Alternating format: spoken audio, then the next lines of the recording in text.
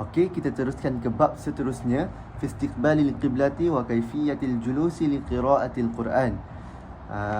Menghadap kiblat dan cara duduk untuk membaca Al-Quran.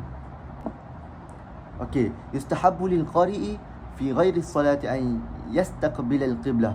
Okey, diharuskan untuk pembaca Al-Quran yang selain di dalam waktu solat untuk membaca menghadap kiblat. Faqad jaa fil hadis khairul majalis mastuqbila bihil qiblah. Dan disebutkan di dalam sebuah hadis, sebaik-baik tempat duduk ialah yang menghadap kiblat. Wa yajlisu mutakhashshi'an bisakinatin wa waqarin mutriqan ra'sahu wa yakunu julusuhu wahdahu fi tahsini adabihi wa khudu'ihi ka julusihi baina yaday muallimihi fahadha huwal akmal. Okey, dia nak cakap kat sini cara-cara duduk yang betul, ya. Okey, yang pertama, wa yajlisu mutakhashshi'an bisakinatin wa waqar, duduk dengan penuh tenang dan khusyuk. Yang kedua, mutriqan ra'sahu, tunduk kepala. Yang ketiga, wa yakunu julusu wahdahu fi tahsini adabihi wa khudu'ihi ka julusihi baina yaday muallimi, dan duduk dengan sopan sambil baiki adab serta tunduk diri. Maknanya kita hormat dengan guru. Fahadha huwa akmal, dan inilah cara yang terbaik untuk kita membaca Al-Quran. Cara duduk yang paling terbaik untuk baca Al-Quran. Walau qara'a qa'iman aw muttaji'an aw fi firashihi aw ala ghairi dhalik min al-ahwani jaza. Okey, mafhumnya, jika baca berdiri ataupun bersandar atau dalam apa jua keadaan, jaza, dibolehkan. Walahu ajrun walakin dunal awal.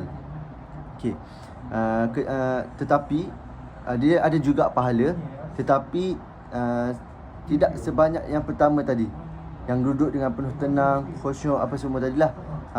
Yang kedua ni, yang berdiri, bersandar atau dalam apa jua keadaan ni, dia dapat pahala tetapi tidak sebanyak yang pertama tadi. Okey, kerana Allah Subhanahu Wa Taala ada berfirman dalam surah Al-Imran ayat 190 hingga ayat 191, inna fi khalqis samawati wal ard wa ikhtilafil laili wan nahar laayatin liulil albab alladhina yadhkuruna Allaha qiyaman wa qu'udan wa ala junubihim.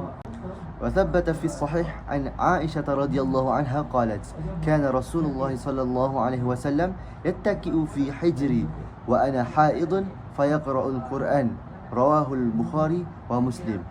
Dan perkara ini telah ditetapkan dalam hadis sahih daripada Aisyah radhiyallahu anha.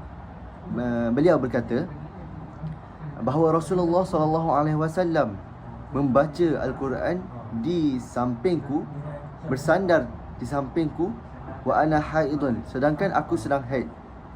Fayaqra'ul Quran, baginda membaca Al-Quran.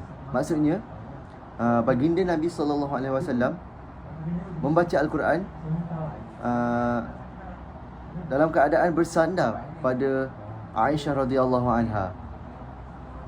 Wa fi riwayah yaqra'ul Qur'ana wa ra'suhu fi hajri, dan dalam riwayat lain pula Sayyidatina Aisyah radhiyallahu anha berkata, baginda Rasulullah sallallahu alaihi wasallam membaca Al-Quran dan kepalanya berada di sampingku.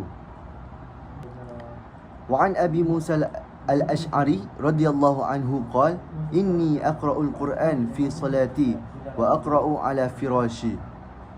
Dan daripada Abi Musa Al-Ash'ari radhiyallahu anhu pula berkata, inni aqra'ul Qur'ana fi salati, sesungguhnya aku membaca Al-Quran di dalam solatku, wa aqra'u ala firashi, dan aku membacanya juga di dalam tidurku. Maknanya Abi Musa Al-Ash'ari ni juga pula berkata dia membaca Al-Quran di dalam solat dan juga ketika tidur. Ketika tidur tu maknanya ketika baring lah.